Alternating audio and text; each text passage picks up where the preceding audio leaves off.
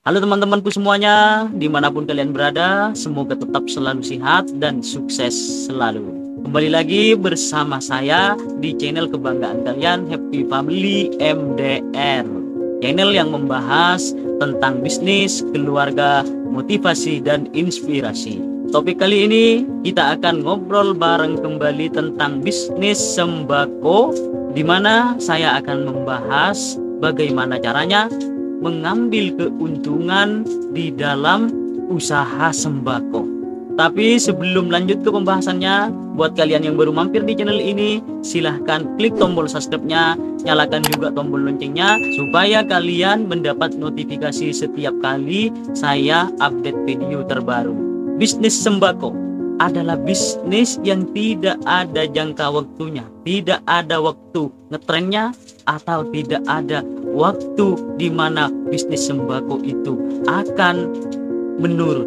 Dan bisnis sembako itu adalah usaha yang sangat menjanjikan dan risikonya sangat kecil. Bagi kalian semua, bisa kalian mencobanya dengan modal yang sangat minim. Apalagi di era sekarang, kalian bisa kerjasama dengan agen-agen terdekat.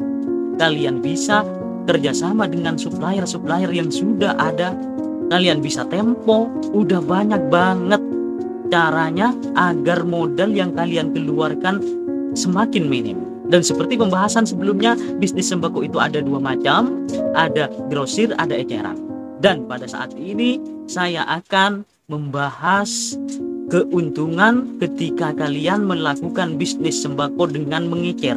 Lah, bagaimana caranya supaya bisnis yang kamu lakukan, yaitu bisnis sembako, bisa mempunyai keuntungan yang banyak? Maka kalau kalian mengikuti cara saya yang sekarang ini, saya mengambil 15% dari omset. Contoh, kalau misalkan sekarang omsetnya 5 juta, maka saya mengambil 15% dari omset tersebut, yaitu 750.000 per hari.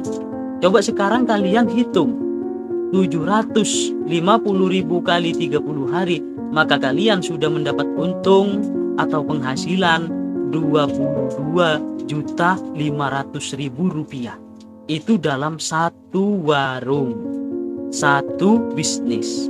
Kalau misalkan kalian sekarang mempunyai 4 warung atau 5 warung dan omsetnya sama ataupun tidak sama, maka kalian tinggal mengalihkan. Kalau kalian sekarang bertanya, apakah kalau diambil 15% dari omset, barangnya akan berkurang? Maka saya jawab, tidak akan berkurang. Kenapa? Karena dalam mengecer itu banyak keuntungan dari bermacam barang yang lebih dari 15%.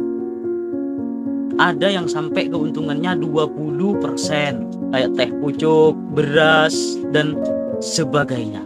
Kalau kalian tidak percaya, bisa kalian hubungi saya atau mampir di tempat saya yang sekarang. Saya akan tunjukkan bagaimana caranya mengambil keuntungan. Dan 15% itu adalah keuntungan bersih. Sudah dikurangi biaya listrik, biaya kita makan sehari-hari tidak termasuk di 15% itu. Kita ngambil di barang.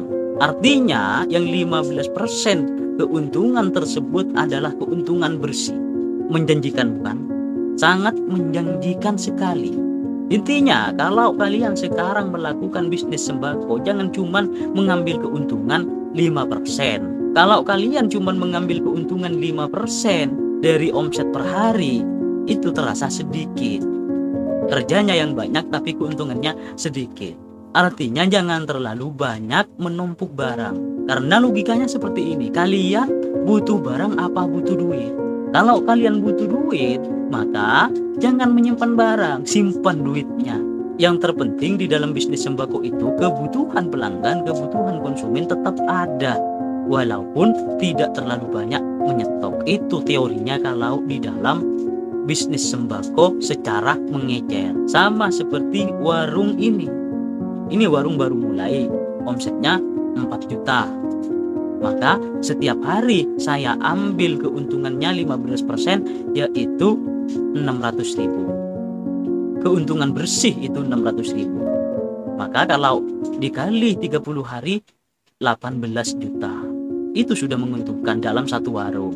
Ada yang omsetnya lebih tinggi, ada yang sampai 7 juta. Tetap saya ambil 15%. Yang saya katakan keuntungan bersih 15% itu kalau kalian menungguinya sendiri.